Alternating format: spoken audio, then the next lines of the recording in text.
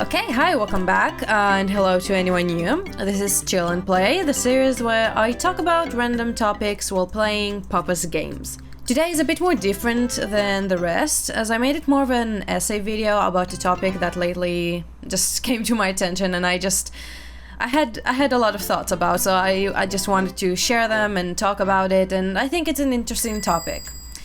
So, as you can see by the title, this video is about Miss Japan 2024, or Miss Nippon, if you want to be kind of fancy, I don't know. That's the official name in Japanese. The Miss Japan contest is a Japanese beauty pageant that started in 1950 and have been held every year since 1968.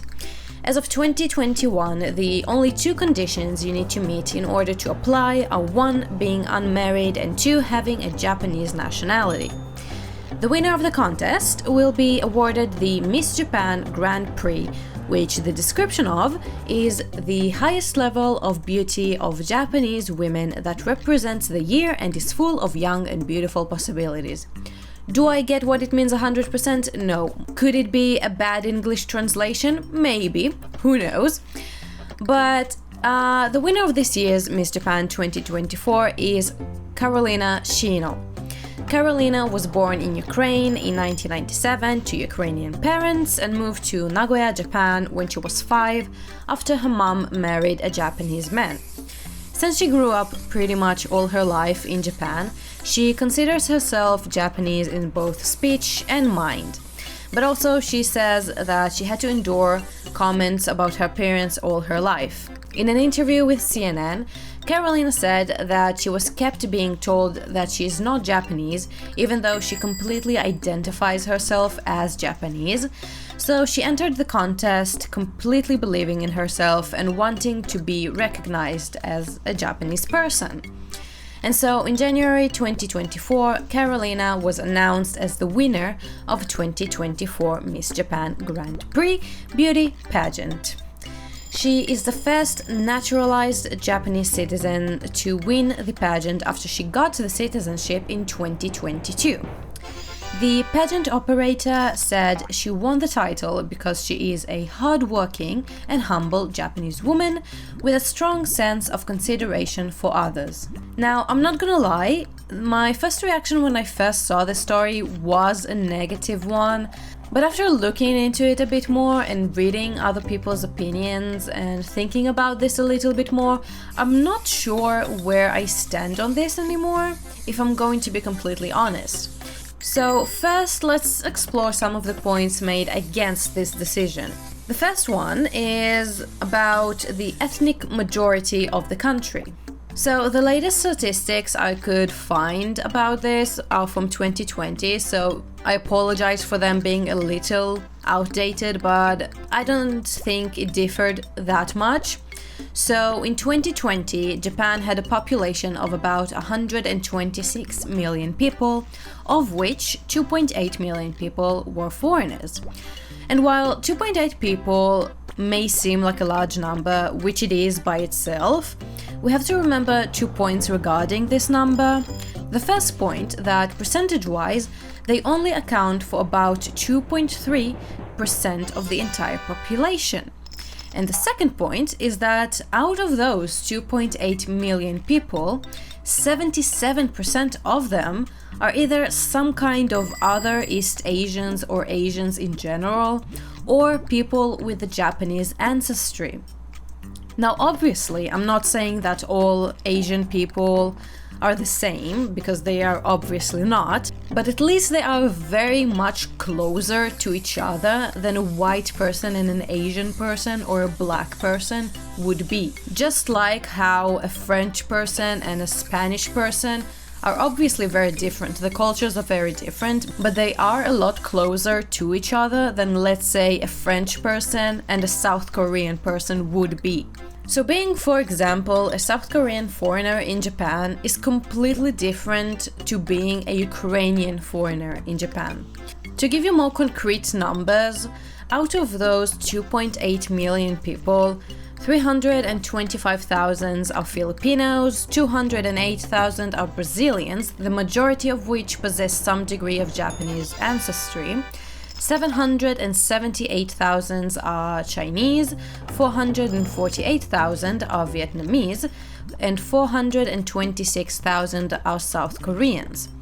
All of these either come from another Asian country relatively close to Japan or have some degree of Japanese ancestry. Which means that out of the 126 million people that live in Japan, only 0.5% are not Japanese, Asian, or have any Japanese ancestry in them. And that's not even delving into subcategories of white, black, Arab, Latino, and any other that I might have missed. For me, this was the first point that came to mind when hearing about this story, but a comment I've seen quite a lot regarding this is the comparison of Japan to other countries, more specifically the United States and Australia. People have been commenting things in the realm of, if a minority can win a beauty contest in the United States, why can't they do that in Japan? Now, I don't think it's a fair comparison, in my humble opinion. Like I stated before, the minority that this woman represents is not even a 0.5 minority of the country. I couldn't find specific statistics about how many white people or black, etc. live in Japan, but obviously the white people don't take up the entire 0.5%. And even if we delve more into that, a lot of the foreigners in those 0.5% are most likely people that moved to Japan at some point in their adult life, rather than people that either were born here or grew up here since childhood, which shrinkens even more the group that this woman supposedly represents, which is a very, very specific and niche group of white people that either grew up here since childhood or were born here. Now, if we take a look at a country like the United States, or like Australia, or even the United Kingdom, and look at their demographics, it's going to be a completely different story compared to Japan. Just as an example, let's look at the United States, because that's the most repeated country in comparison to Japan in this contest. In 2020, white people constituted about 58%, Black people 12%, Native Americans 0.7%, Asian people about 6%, Hispanic or Latino about 19%, and mixed races about 4%, along with a 0.2% for Pacific Islander. And the rest is about 0.5% for other races, miscellaneous, that just wasn't enough to make its own category, I guess, in the statistic. But looking at this, obviously the majority of people are white people, and the minorities of the United States are Black, Asian, Hispanic, and basically everything else. If we compare the two, the United States and Japan, the numbers are completely different. All we need to do is just look at something like a cake graph that shows the diversity of the two countries, and it will be immediately obvious that it is not a fair comparison to make. Moreover, Japan is a country for Japanese people, for people who are ethnically Japanese, whereas the United States is a melting pot and the common ground for United States citizens, at least for how it was supposed to be originally, were the common ideals that they shared. So even if you come out and say, well look, Pacific Islanders only constitute a 0.2% of the entire population in the United States, does that mean that they don't deserve to win contests then? But once again, I would like to repeat, the United States is a melting pot. It is not a country for a single ethnicity. Technically speaking, in the United States, no ethnic background or race could be constituted as an outsider because race and ethnicity don't determine your citizenship there. And while yes, obviously non-ethnic Japanese people can get citizenship in Japan, the country was and still is for Japanese people, and it is extremely hard to get a Japanese passport without having any Japanese ancestry. That's why a point-something minority in Japan is not the same as a point-something minority in the United States. The two countries, demographically speaking, are completely different, and I don't think it's fair to compare them and ask if a certain situation is fine in one country, why couldn't it be fine in another country? Now that I've tried to explain at least why I don't think it's fair to make a comparison, let's try and think within Japan why her winning might have not been a good thing. One comment that I saw about something that honestly I didn't think of myself immediately, but once I saw that comment I completely agreed with it. And that was about how young Japanese girls might react to this decision. Obviously, I don't know what each and every one in Japan and each and every Japanese girl might think, but when I try to think about this objectively, what comes to mind is a Japanese girl that might not feel completely confident in herself, especially in the world right now, where most media, or at least most mainstream media, comes from Hollywood, and most of it is indeed white or Western standard style and beauty. And this girl seeing a white woman win a Japanese contest might bring out the thought of, even in my own hometown, in a home game, so to say, I cannot win. Even here, they came, they saw, they conquered, if you will. And this kind of brings me to my next point of basically whitewashing and self-hatred that might preside in the Japanese community. But also, it is not just Japan and Japanese communities. It is something that I can say from personal experience happens pretty much all over the world. I'll start again with something that I've seen a lot of other people saying over and over again, but in different words, pretty much the same thing. The comments that I've seen is people kind of mocking the results of the competition by saying, so like a black person could be Miss Japan, so an Arab can become Miss Japan, or is the privilege just for white people? And other comments around the same idea. To put it simply, I do agree with these comments, because at the end of the day, even if this decision was controversial, I don't think there is any possibility that a black, or an Arab or Latino woman would have won, even if they had the exact same credentials as Carolina. Currently, there are a lot of racial problems in Japan, which is a pretty known fact. The Japanese can be seen with two opinions towards foreigners. One is that they can be super racist and hate any foreigner that might come their way. It is less common. Personally, as a person that lives in Japan, I've never really encountered racially bad situations, except that one instance in my job interview. But the second opinion that, at least in my experience, has been more popular lately is the over-glorification of foreigners, and specifically white people, from the Japanese perspective.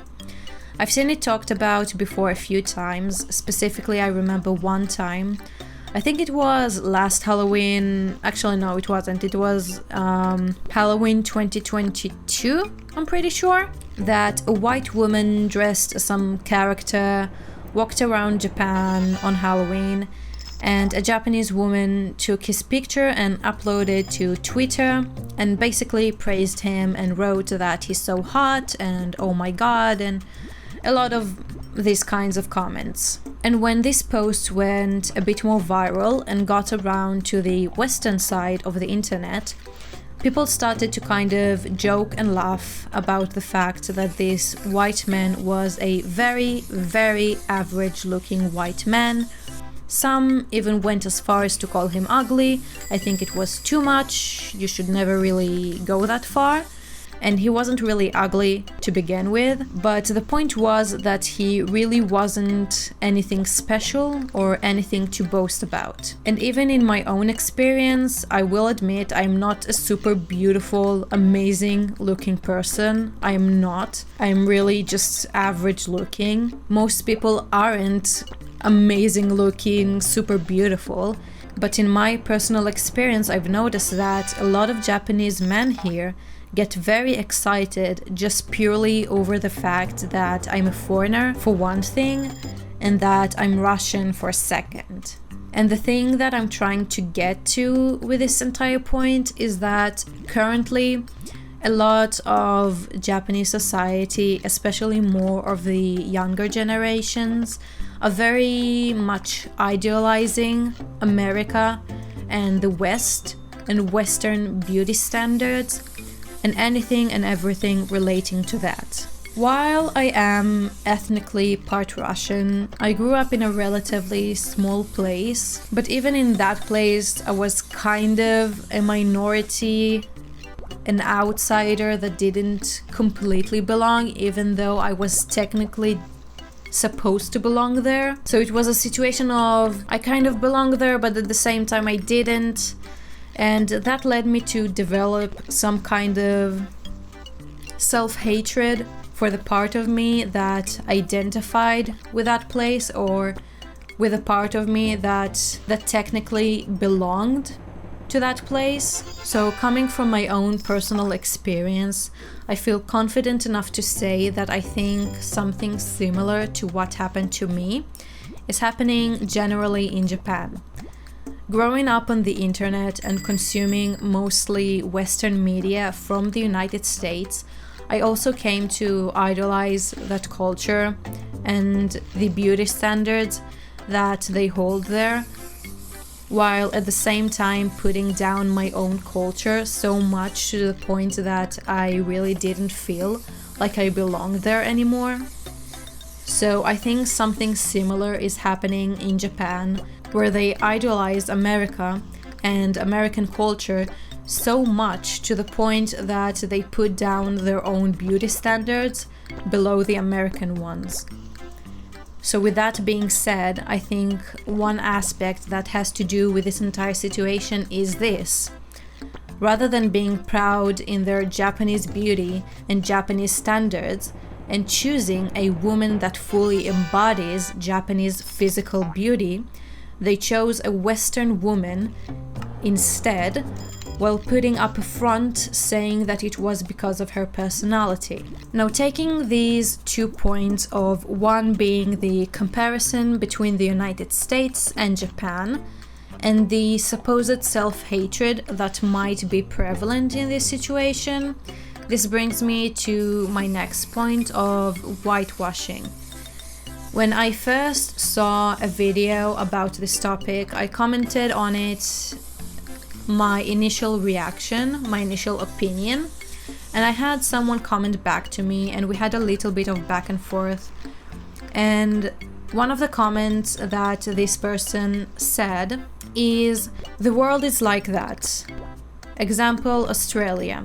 They are simply joining us." And my problem with that is, why does Japan have to join the West?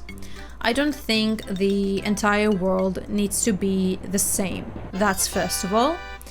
Second of all, why is it immediately assumed that the West, which is mostly white people, immediately is thought of as the right choice, as the default choice? Deciding that countries like Australia and the United States are immediately more correct in their diversity compared to other countries like Japan, which are mostly monoethnic. At least to me, looking at this kind of statement, it is immediately clear to me that this is some sort of whitewashing. And even if it is not whitewashing, it is at the very least very America centralized way of thinking, or West centralized way of thinking. And we just need to remember that there is not just one correct way of living or existing in the world.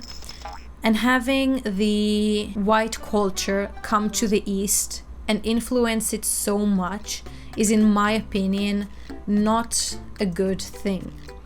While countries like the United States and Australia are good for a lot of people that would like to feel more free from their own culture, for many reasons, which I can personally relate to, it does not automatically mean that countries like Japan, China, South Korea, mostly countries in Asia that remained monoethnic and preserved their own culture very strongly, it does not automatically make them bad in comparison.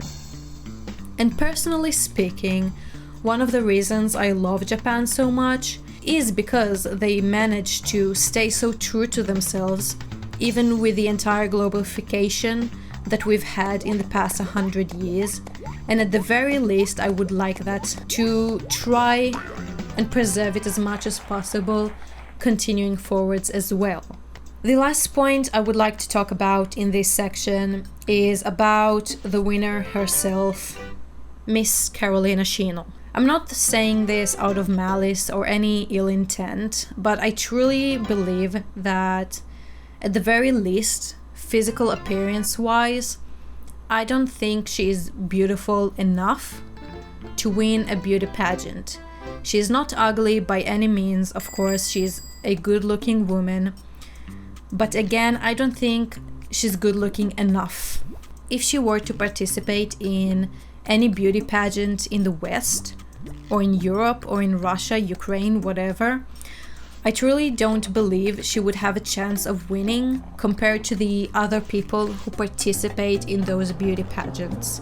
And at the end of the day, as much as it is superficial and might be even harmful to hold these kinds of competitions, if we look at it from a subjective point of view, at the end of the day, it is a competition that heavily centers about the appearance of its participants.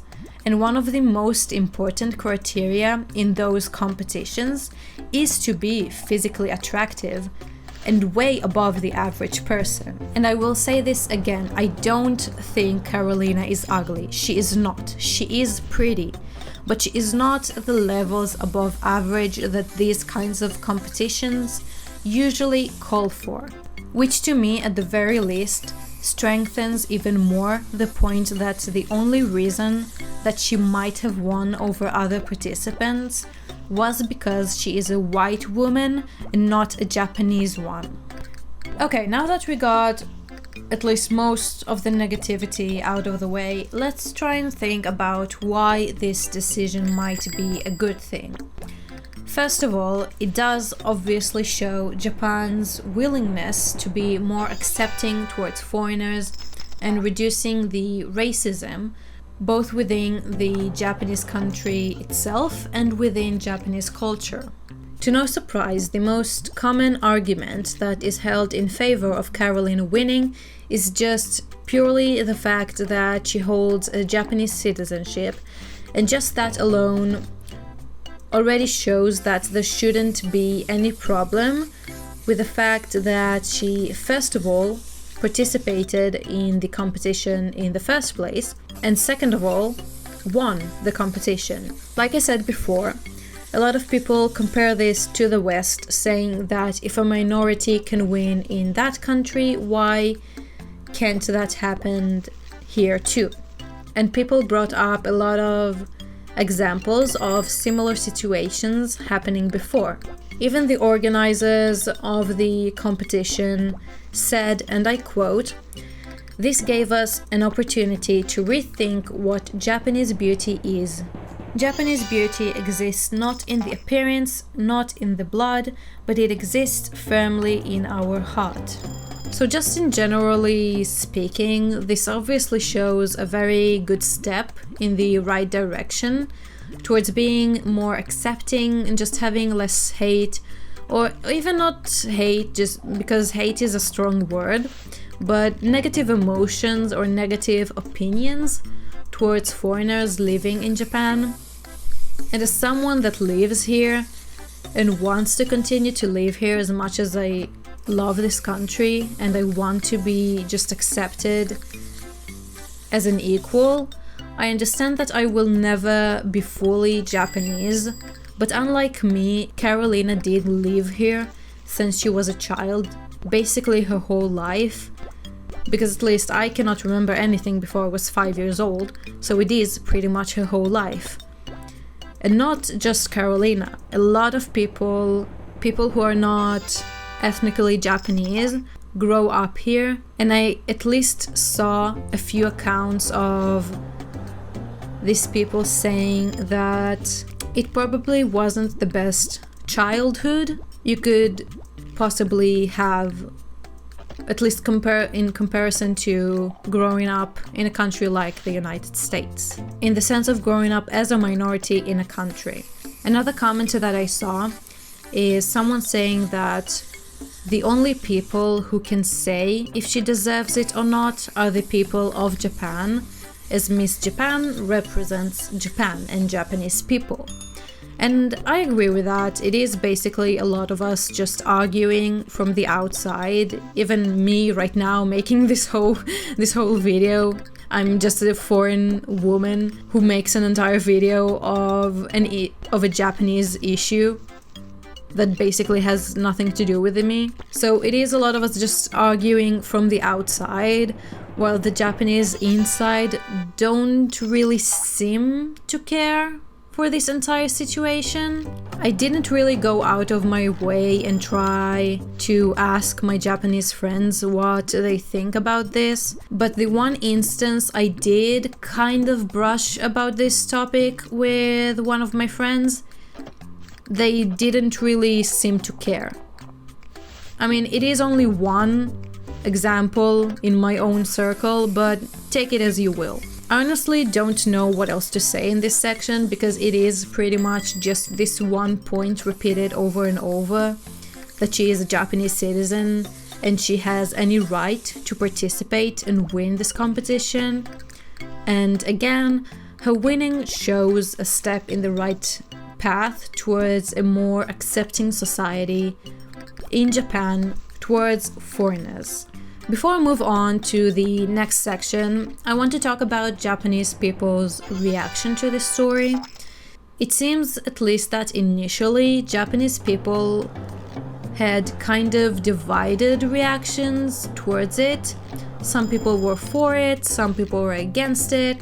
It wasn't really one united consensus over whether they liked it or not. One comment that is being used quite a lot in articles regarding this story is from a Japanese historian that, roughly translated, says, "Racism should never be tolerated, but if we are going to compete on appearance under the concept of Miss Japan, I personally think that this should be the standard of Japanese beauty." Other comments include things along the line of, if the only requirement to participate is having a Japanese nationality, that shouldn't be any problem. Another tweet, again roughly translated, said, "What do you think about the fact that a 100% pure Ukrainian who is not even half Japanese is chosen for Miss Japan? This is discrimination against Japanese faces." Someone on Twitter even held a poll which over 200,000 people voted on. The poll is read, ウクライナ人の両親を持つ女性がミス日本のグランプリに選べるのは別に問題はないと思う。問題があると感じる。わからない。どうでもいい。Which translated means, I think a woman whose both parents are Ukrainian was chosen to be Miss Japan is... And the choices are 1. I don't really think there is a problem. 2. I do feel there is a problem. And 3. I don't know. I don't really care. And as you can see by the results of this poll, which again over 200,000 people have voted on, it is very divided. Pretty much half of the people that do kind of care about the situation, at least, say that it is a problem, and the other half says that it isn't. So even from a Japanese perspective, they don't really know how to feel about this situation. But a day or two after she won, it was released that she is having an affair with some doctor from a different country who is married and has children. I didn't really delve too much into that, but bringing that up just to talk again about how Japanese reacted to it. And even though it is still kind of mixed, the general consensus is being that they're obviously against this entire thing. All the comments I've seen from Japanese people pretty much repeated the same thing over and over, which is adultery is bad, but also ethnicity doesn't really matter in this context. It doesn't matter that she is ethnically Ukrainian, just the fact that she committed adultery, people don't like that. And it seems that it might affect the general opinion on her winning the competition. The next section I want to talk about is other similar cases that happened in the past. Most notably relating to this situation is almost 10 years ago, Ariana Miyamoto, who was crowned Miss Universe Japan 2015. She represented Japan at the Miss Universe 2015, and she was the first half-Japanese person to win Miss Universe Japan. And obviously, at that time, much like right now, there was a lot of controversy, especially in Japan, regarding this. Because she is just quote-unquote half Japanese, she's not fully Japanese, she doesn't fully have Japanese features to represent the country on the global scale. It had a lot of people questioning her being chosen. Another similar story I remember hearing about, I think it was last year, was a pretty much identical story, but it was about a white woman, once again, winning a nationwide beauty pageant in an African country. Brooke Jackson, sorry if I said that wrong, was crowned Miss Zimbabwe in September 2023. But her win was not well received by most of the public. She is a white woman, but she holds a Zimbabwe citizenship and eventually won the Miss Zimbabwe competition. Much like the situation right now with Miss Japan, it also sparked a lot of controversy around whether she deserves to win. And more than win, does she deserve to represent the country in the global Miss Universe competition? Now, for the first case of Ariana Miyamoto, the most important point that she brings out is where do we draw the line? Because if we say that a fully Japanese person is okay, that is the obvious, that is the status quo right now. And then we come out and say, okay, a fully non-Japanese person is not okay. That is also obvious, that is also the status quo. But then we have someone who is half. How do we decide whether it is okay for her or not? We can go out and say that we should decide this on her physical appearance. But again, how do we do that? And is that really fair to, or even possible, to determine for each singular person whether they are okay or not? Is that even fair? Because half Japanese, or just mixed people in general, each one differs so much in appearance from the next. Some mixed people look completely just one of the races of their parents, and some of them are so perfectly mixed in their appearance that they are so racially ambiguous you can never really put your hand on what their racially ethnic background is. So if we say someone who is half Japanese is or isn't okay, first of all, how we justify this? Second of all, how do we really spread it out for everyone? Because like I said before, a lot of mixed people do really look just like one of their parents.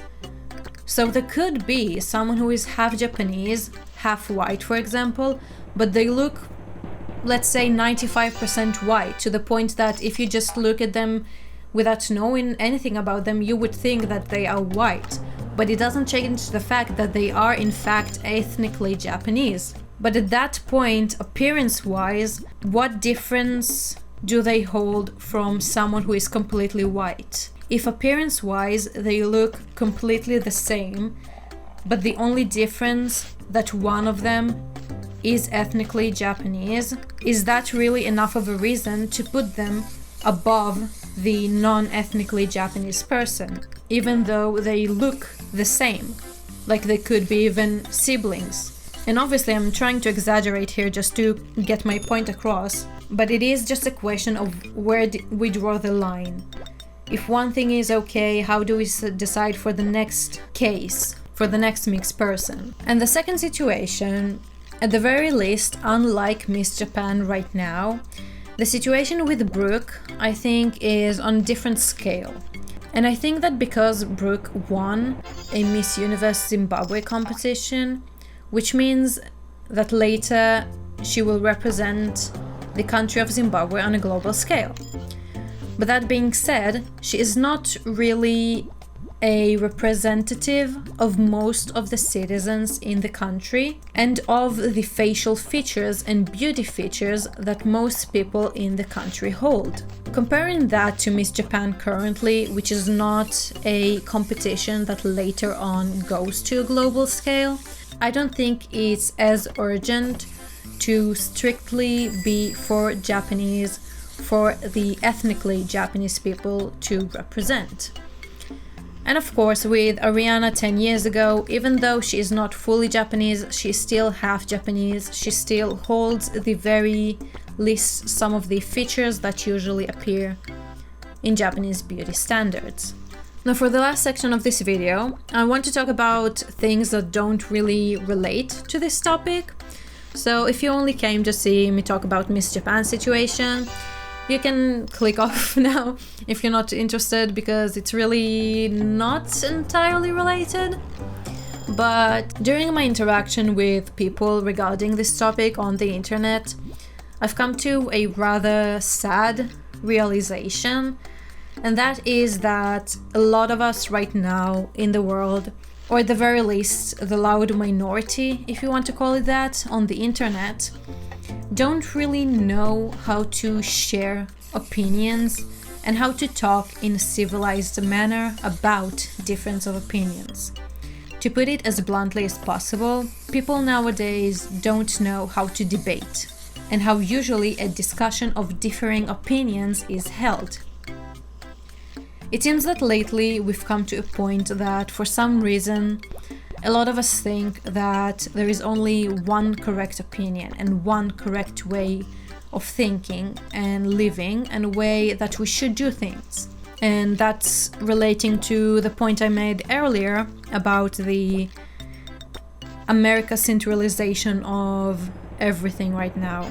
And whenever we try to oppose the general opinion or just any opinion, we immediately receive backlash and made into an outcast. Now, I know that saying this, what you might say to me is, oh, it's the internet, is it your first day here?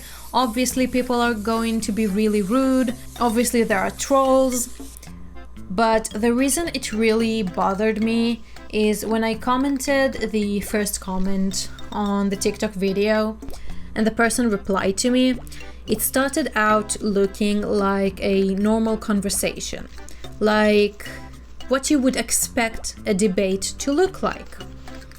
However, in our back and forth exchange, every time I presented my counterbacks to their points and my reasoning for my own opinions, every time they would reply, they would absolutely ignore everything I said and just try to justify themselves again and again, until the last comment they sent had a bit of a more aggressive tone to it.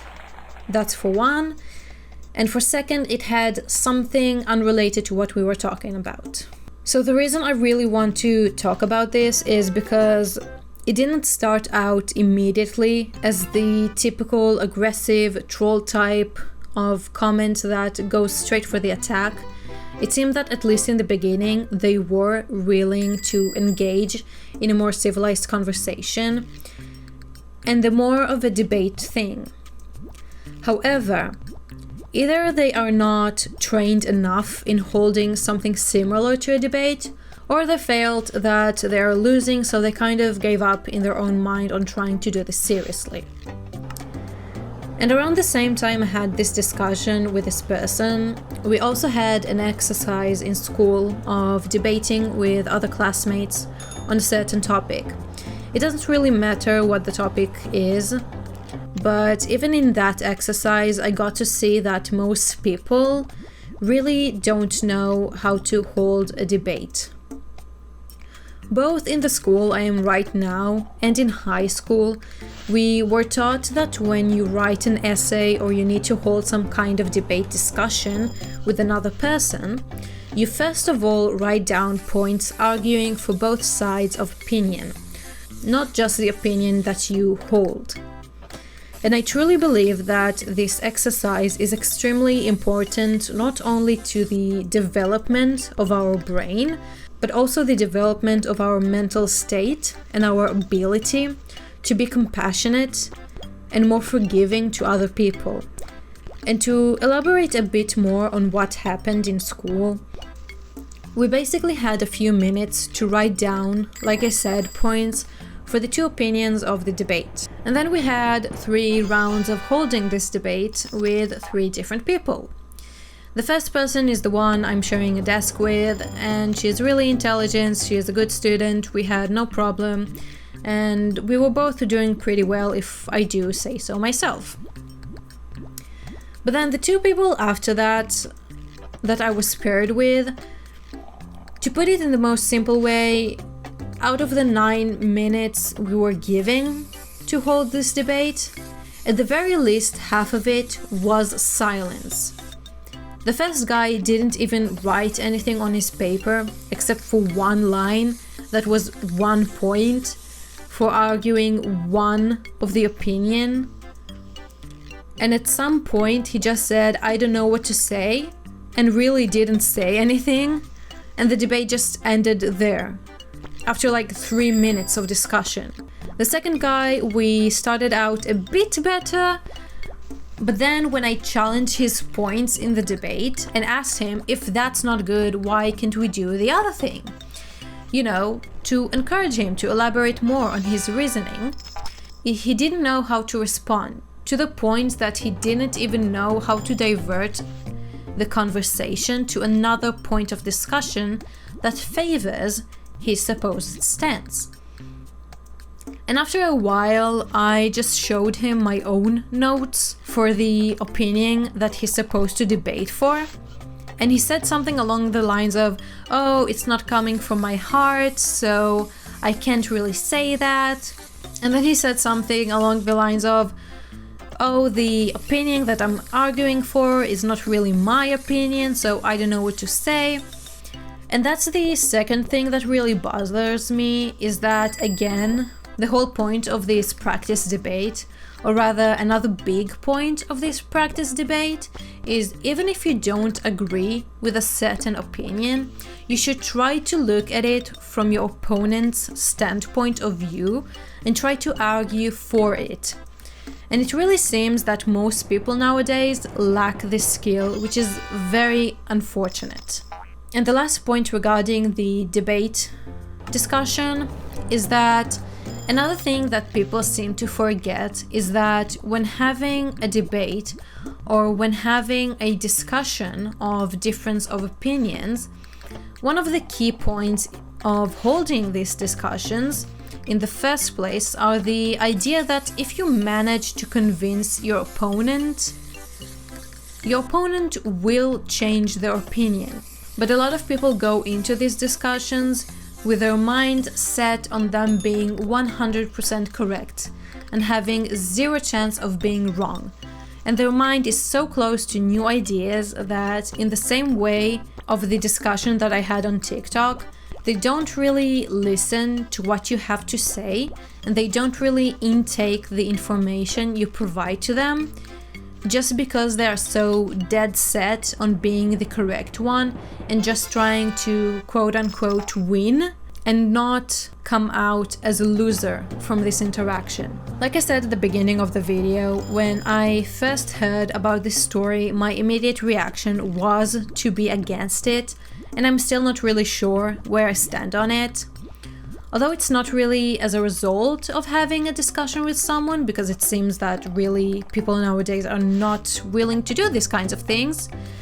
After doing all of the research and after reading a lot of the comments and thinking about it more, I'm not really sure if it is completely bad.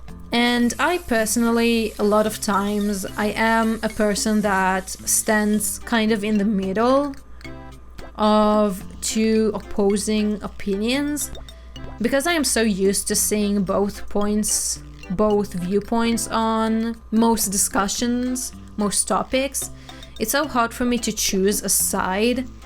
I would say 80% of the time, roughly. And that's why I think it is really important to just talk, to just share, to try and really convince that your opinion is right, but also do it in a civilized manner, that at the same time being open to receiving some kind of pushback on your own opinions. And the last thing I wanted to talk about just a little bit is the whole notion of beauty pageants. Both beauty pageants in general and nationalized beauty pageants. In the first place, the whole idea of beauty pageants was very obviously superficial. You got a group of girls and you decide who's the prettiest. Then it developed a bit more into personality, talents, humanity, intelligence, and so on. But at the end of the day, at the core of the idea of a beauty pageant, no matter how much of an amazing person or how perfect even you could be internally, if the things you are on the outside don't sit well with society's general idea of beauty, you have zero chance of winning these competitions. And that is to say that a very integral part of these competitions is a person's appearance. Whether it is a good or a bad thing, I feel like it's a whole nother discussion that could really argue for both sides. But at least in relation to the main topic of this video, I quoted it before, but the organizers said something along the lines of rethinking the idea of Japanese beauty. And among other things, they pointed out Carolina's personality as one of the main aspects as to why she was chosen as the winner. But by doing that, they ignored the main point of a beauty pageant, which is in the name, beauty. And not just any beauty. For this specific competition, it is Japanese beauty. Again, like I said at the beginning of the video, the description of the award is the highest level of beauty of Japanese women that represents the year and is full of young and beautiful possibilities. And being such a minority and winning this award, I don't think she truly reflects the idea that this award represents. And I'm going to repeat again what I said before. This competition, while nowadays they do take into account the personality and mental attributes of the contestants, while they take those into account, it is not the main point. An ugly participant would never win this. So basing her winning, envisioning her winning with her personality goes against what this competition is fundamentally about. Whether it is good or bad, again, it's a whole nother story. It's a whole nother discussion about beauty pageants and what meaning they hold in our society today. So I will not get into that, but I just wanted to put that out there, that at least right now it is not fitting what the competition is supposedly about. But yeah, that's all I wanted to talk about today. I really hope I managed to convey my feelings correctly and clearly. As you can obviously hear from my accent, I'm not a native English speaker, so if I misuse some words, please forgive me. I tried to research everything before, but as a non-native, there are some walls you can never get over. Also, this is the first time I made this sort of video. The first time I actually made a script because I knew it is a bit more of a sensitive issue and I wanted to convey myself as clearly as possible. And I just want to reiterate once again that I have nothing personal against Carolina, but it is very interesting to see where the situation will develop Japan from now. So yeah, that's it for this video. Thank you very much for watching. If you enjoyed, please like, subscribe, comment something. I would love to hear your opinions about this entire situation. But do whatever you want, and I'll see you next time. Bye bye!